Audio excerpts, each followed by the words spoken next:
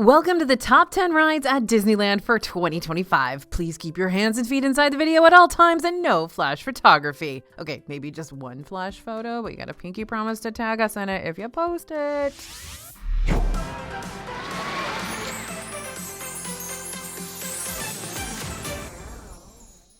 Hey everybody, it's AJ for Disney Food Blog. We are back in Disneyland today to talk about the rides you need to prioritize during your 2025 visit. During today's video, we're going to be listing our top 10 entries for the new year, but you'll have to tell us in the comments if you agree with today's list or if you've got another Disneyland ride that you think would be a better contender. Ready? Then buckle up and get ready to ride. First up, Indiana Jones Adventure. Snakes! Why did it have to be snakes? Indiana Jones in the Adventureland section of Disneyland is an exhilarating tour through one of Indy's recent archaeological finds, the Lost Temple of the Forbidden Eye. Since each ride vehicle is capable of almost 160,000 possible motion simulator combinations, you can guarantee that every adventure is going to be a little bit different. And while that doesn't necessarily mean the overall plot and layout is going to feel different every time, since the story doesn't change even if the movement of your vehicle does, it's still cool to have some variety thrown in the mix. Indiana Jones Adventure is a Disneyland ride that always tends to wind up on our best of lists for its uniqueness, but now it's being featured on our list for a whole different reason. Sorry, Disney World's gonna invade the video for just a second, specifically Animal Kingdom, because this park is getting a major overhaul in the coming years. Pueblo Esperanza will be coming to Animal Kingdom by 2027 and will totally reimagine the Dinoland USA area in the back of the park. Now, inside this up-and-coming Tropical Americas themed section, you'll see the stories of Encanto and Indiana Jones brought to life in whole new ways. Again, this new Indy experience will be different from any other experience around the world that's Indiana Jones themed. So Tokyo Disney, Disneyland, but Disneyland's version will still be unique to the West Coast. In the meantime, we can still pay good old Indy a visit inside his attraction in Cali to help soothe the ache that some of us might feel over the loss of Animal Kingdom's dinosaur attraction, because at least we know something else cool and exciting is just around the corner to carry the torch. Don't worry yet, all you dino fans out there, Dinosaur and Animal Kingdom is still going to remain open throughout 2025, giving you one last chance to go get that dino if you're planning a visit to the East Coast parks this year. However, if you're strictly planning a West Coast trip this year, before we get any further into the video, you might want to go ahead and scan the QR code you see on the screen now, or head over to disneyfoodblog.com/DisneylandPlans. And you can pick up our free guide that'll show you how to plan out 3 perfect Disneyland days for your upcoming visit. This includes hints on how to break up your day to get everything done that you want to get done, as well as a speedy list illustrating the main differences you're going to come across when you plan a Disneyland trip versus a Disney World one, which may be more significant than you realize. Next up, Big Thunder Mountain Railroad. This one recently reopened from refurbishment and you haven't ridden it in a while, so let's go. Big Thunder Mountain Railroad in Disneyland's Frontierland area is our shining reminder for why the Big Thunder Mountain over in Disney World desperately needs a major refurb, which it's getting this year. Magic Kingdom and Disneyland's versions of the classic coaster, Big Thunder Mountain Railroad, have a similar feel. They're both located in Frontierland and they both dip and dive around a winding track that'll jostle you around like nobody's business. But when it comes to the overall execution, Disneyland's version reigns superior. Back in 2014, Big Thunder Mountain Railroad was refurbished with an all-new track and new special effects, and it's made a world of difference. Not only does Disneyland's version ride smoother than its twin in Disney World, but it's also got this epic grand finale and the final lift hill scene filled with fog effects and explosions. So, we're hoping the version over in Magic Kingdom is getting a similar refurb as we speak so that they're both very cool. But in the meantime, Disneyland has the best one and you need to ride it. Oh, by the way, if you love BTMRR as much as we do, don't forget to head to dfbstore.com and get that Big Thunder Mountain t-shirt. You can wear it in Disneyland, you can wear it in Disney World, you can wear it at home. Doesn't matter. Next on our list is Tiana's Bayou Adventure. Is the Tiana's Bayou Adventure in Disneyland better than the one in Disney World? I think it all depends on your perspective, but here are a few reasons why Disneyland's newest ride might be receiving more thumbs up from guests than its sibling over on the East Coast. Reason number 1, the theming is more fitting. Let's start with the obvious. Disneyland has New Orleans Square. It's got the jazz, the gumbo, the powdered sugar beignets, the almost there ambition, and while Tiana's Bayou Adventure isn't housed within New Orleans Square, having having that all nearby still makes the theming of this ride feel more seamless. Not to mention, Disneyland renamed the area that Tiana's Bayou Adventure is actually in to Bayou Country instead of Critter Country, just to make sure this new log flume attraction really felt at home when it opened on November 15th. Now, compare that to Magic Kingdom. Sure, we love Frontierland, but the 1800s Wild West vibes still feel very strange when pushed up against New Orleans Mardi Gras vibes. Just feels like a major clash of cultures. So why is that exactly? Recently, one of our DFB reporters sat in on an Imagineering presentation, which is when we learned that the whole Tiana's Bayou Adventure project was designed specifically with Disneyland in mind.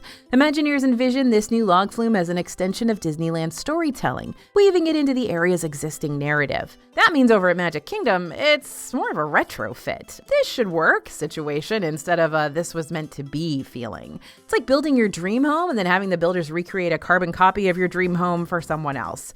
While the hot tub in the backyard, the high ceilings in the living room, and the crepe myrtles out front might fit your aesthetic to a T, all those different architectural components might not be the perfect fit for a different homeowner. Reason number 2, the pacing. Back when Tiana's Bayou Adventure was Splash Mountain, the Disneyland version felt slightly inferior to the Disney World version because it was shorter. But now that shorter track actually plays into the overhaul's advantage. The layout in California feels tight and intentional, with less of a blank space that Magic Kingdom sometimes struggles with. Instead, you're swept into Tiana's story without any sort of lulls breaking up the rhythm. Reason number 3, the virtual queue is gone. This will probably change in Magic Kingdom too, but at the time of this video's release, Tiana's Bayou Adventure in Magic Kingdom still uses a virtual queue system, while the one in Disneyland does not. You can still bypass the main queue of Tiana's Bayou Adventure by grabbing lightning lanes for it via a multi-pass or a premier pass purchase, but if you don't want to spend the extra money, you can just jump in line for this one per usual. If you want to learn more about how lightning lanes work over in Disneyland, make sure to check out our Ultimate Guide to Disneyland in 2025 video when you get the chance. Reason number 4, you will get soaked. Again, this is all a matter of perspective, so if you'd rather not get completely drenched on a ride, then maybe this point isn't going to sell you on Tiana's Bayou Adventure in Disneyland, but from what we've heard from many of you out there and our DFB reporters who have experienced it firsthand, it seems like Disneyland's version of Tiana's Bayou Adventure definitely cranks up the splash factor. Now, it is possible and extremely likely that the amount of splash you'll experience is all determined by several factors, including where you're sitting, how many people are in the boat with you, and the probability that the cast members can dial up or down the splash effect. Regardless, it's important to realize that this is a water ride, and it's very likely you will get wet while riding it. You can always brace yourself for the potential giant waves of water by putting a poncho on before you ride, or you can pack a change of clothes if you don't want to walk around in soggy ones all day long. So one thing that Disneyland does really, really well are their seasonal ride overlays. While there are quite a few rides that get spruced up with limited time music and effects and themes, here are the cream of the crop that always stand out for us. Hyperspace Mountain in Disneyland is at the top of my list. Space Mountain's already a good time and arguably an even better experience than the Space Mountain you find in Magic Kingdom. But if you're a big Star Wars fanatic, then you're going to want to check out this intergalactic coaster come spring. Season of the Force will be happening inside Disneyland Park starting up in 2025 on March 28th, running until May 11th. And during this limited time celebration of all things Star Wars, you're going to be able to experience the exclusive Galaxy's Edge show, Fire of the Rising Moons, complete with new projections and firework performances on select nights. But Hyperspace Mountain will also be taking over in Tomorrowland every day during this season, dropping you in the middle of an intergalactic showdown between the Resistance and the First Order. This re-theme includes a Star Wars soundtrack as well as familiar Star Wars effects projected throughout the ride. It is my favorite version of Space Mountain that I've ever ridden. And of course we have to mention the Haunted Mansion Holiday. While I do love the classic Haunted Mansion with its gruesome ghostly bride and hatbox ghost and hitchhiking specters, it's fun to see the regular old 999 happy haunts inviting their Nightmare Before Christmas friends over for a seasonal shindig. And what makes this even better is that Jack, Sally, Zero, Oogie Boogie, and the whole Halloween Town gang get to take up residence in the mansion not just throughout the spooky season, but during the Christmas season too. The Haunted Mansion overlay is going to return on August 22nd, 2025 and last until January 7th, 2026. But word of warning, the ride typically closes for a few weeks at the start of August to make this transformation happen, and then closes again in early January for a few weeks to transform back to its original Haunted Mansion self. So if you don't want to potentially miss out on Haunted Mansion in either of its macabre forms, then an early to mid-August Disneyland trip or an early to mid-January trip may not be the right fit for you. Another reason to check out Haunted Mansion in 2025 beyond the seasonal decor, in 2024, Haunted Mansion received their extended queue, and that helps flesh out the whole Haunted Mansion story even further. This new outdoor portion of the queue is dedicated to the plants of the manor, and no, these aren't dead plants, they're green and lush, and ironically way more alive than the plant currently sitting on my windowsill.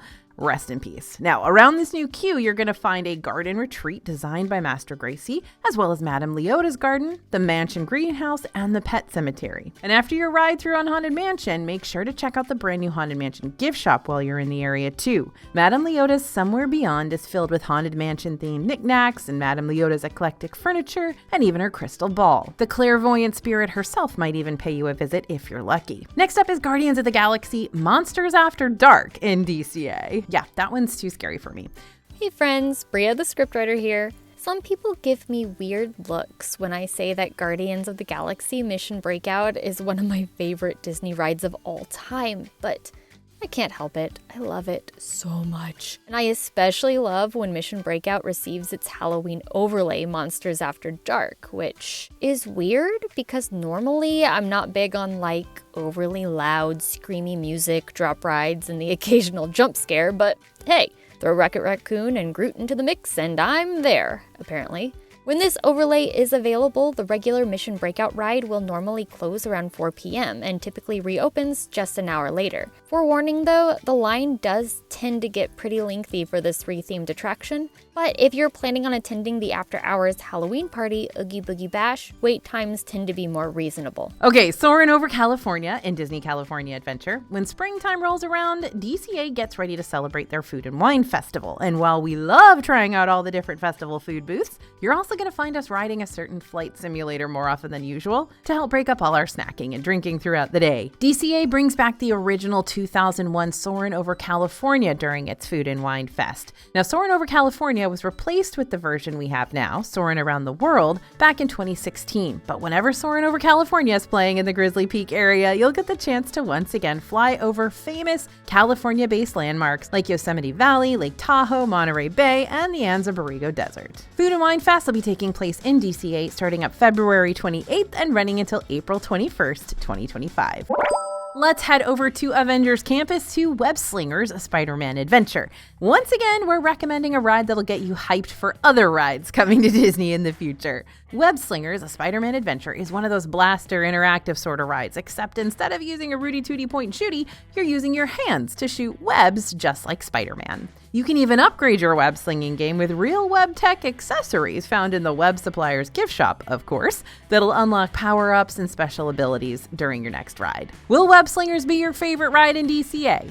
Maybe yes, maybe no. It really depends on how competitive you are, I guess. However, if you are a Marvel fan, riding Web Slingers is just the beginning of what you're going to be able to experience inside Avengers Campus in the future. DCA is working on opening up 2 new Marvel attractions inside Avengers Campus. The first one, and the one that's been most anticipated over the years, is Avengers Infinity Defense, which is going to be based around a new technology that allows the Avengers to jump between worlds. Recruits will travel to iconic locations like Asgard and Wakanda and New York City, alongside MCU's greatest heroes to face off against King Thanos and retrieve the powerful tech from his evil clutches. And then there's the second new ride in the making, a new Iron Man attraction called Stark Flight Lab with Robert Downey Jr. reprising his role as Tony Stark. In Stark Flight Lab, you're going to sit in 2-person pods and deploy to a test station, where a giant robot arm grabs your pod and starts whirling you around in a simulated flight. Apparently, this ride will have multiple versions, so you can possibly get a new ride through each time you board. On January 12th, Disneyland closed the Timon parking lot to make way for construction at Avengers Campus. So we'll keep you updated on its progress as it continues to unfold. I know some of you out there might be thinking that I'm about to say go on Radiator Springs Racers and Disney California Adventure to get you hyped for the future of Cars Land in Magic Kingdom, but I'm not going to do that. I'm just here to tell you to go on Radiator Springs Racers because it's just straight up an awesome ride, plain and simple. Radiator Springs Racers will take you on a scenic drive through Radiator Springs in your own little sentient convertible, followed by a thrilling race side by side with another car that I never ever win. This ride does get extremely popular, so the lines for it can get incredibly long during the day. However, you can purchase a single pass lightning lane to bypass that line altogether, which tends to range around $7 to $18 per person per ride through. It might also be worth checking to see if the free single rider line is open on the day of your visit, which can help cut down your waits too, but will break up your group, so you gotta decide if that's really gonna be worth skipping the majority of the wait for. Okay, Matterhorn Bob Sleds. Hear me out. Matterhorn Bob Sleds has a very similar vibe to Expedition Everest over in Animal Kingdom. They're both mountains, they're both high-speed coasters, and they both have some sort of snowy creature antagonist that wants you off of their personal property. But Matterhorn came first and has some very distinct differences from Expedition Everest, including no backwards momentum, lots of jerky bobsled twists and turns, and an abominable snowman who never fails to jump scare me every time I ride. But you know the real reason to ride this coaster? Because you want to support the Matterhorn macaroon, because that's why. Bria and I have this ongoing debate about which Jolly Holiday Bakery Cafe treat in Disneyland is better, the Matterhorn macaroon or the Raspberry Rose macaron. I say it's the Matterhorn macaroon, because that thing has so much coconut and butter in it. It is so delicious. But Bria says it's the Raspberry Rose macaron, which looks nothing like a mountain, but has fresh raspberries and a shiny gold streak across the macaron itself to make it look all aesthetically pleasing, but it tastes like a flower. This is why it's nice to have a team full of differing opinions. We know exactly what Disney snacks to recommend to even the most specific of palates. But if you're not a macaroon person in the first place, Matterhorn Bob Sleds is still a great coaster for all the thrill enthusiasts out there. It's been there forever. Bob Gurr developed those bobsleds. You should absolutely ride. It is history in the making. And you can always grab a different type of treat to celebrate surviving the abominable snowman and all of the bruises you now have because you rode Matterhorn. Okay, honorable mentions. I know I could only choose a top 10 for this video, but I must say, these Disneyland park rides deserve their time to shine in 2025 too. Starting out with the Fantasyland circuit. It's hard to pick just one to prioritize over in Fantasyland, so please do them all. You can start off your day knocking out the whole Fantasyland circuit, which includes rides like Alice in Wonderland, Casey Jr. Circus Train, Dumbo the Flying Elephant, It's a Small World, King Arthur Carousel, Mad Tea Party, Peter Pan's Fly, Pinocchio's Daring Journey, Snow White's Enchanted Wish, Storybook Land Canal Boats, and my personal favorite, Mr. Toad's Wild Ride. Matterhorn's also in this mix, but we already told you to ride that. Now there's a lot of rides, right? All back to back, but here's the wild thing. Out of all those Fantasyland rides, only 2 of them have Lightning Lane access. It's a Small World and Matterhorn. All the rest of them will make you wait in a regular standby line with everybody else, multi-pass purchase or not. While the Fantasyland lines probably won't be too terribly long, some of them, like Alice in Wonderland and Peter Pan, can still rack up a wait time of 30 minutes plus by midday. And that can get miserable, especially when you consider that many of these ride queues will place you out in the hot sun with little to no covering, which is particularly sweltering when you're visiting during the summer. So, by choosing to hit up these Fantasyland rides in the morning, not only will you get to knock out a whole lot of rides all at once with little to no wait, but you'll also avoid having to stand in line for them when the afternoon temps can get brutal. And Autopia. Now, this might feel like a random honorable mention, but trust me when I say all you Autopia fans out there will want to get one last ride through before some major changes start to take place for this long-standing attraction. Disneyland is planning on replacing their pure gasoline engines that have powered Autopia's cars since its inception with new electric or hybrid power sources by 2026. When exactly will this change start to take place? We don't know, but we'll make sure to let you know once we hear more about any future Autopia closures down the grapevine. All right, friends, your turn. Which Disneyland ride would you choose as your must-ride option of 2025? Feel free to pick one from our list today or one that wasn't mentioned and you still believe deserves a bit of the spotlight in the comments. Let us know down below, and don't forget to download our free 3 Perfect Days in Disneyland guide over at disneyfoodblog.com/DisneylandPlans. Thanks for listening, everyone, and thanks for watching. As always, this is AJ for Disney Food Blog, and we'll see you real soon.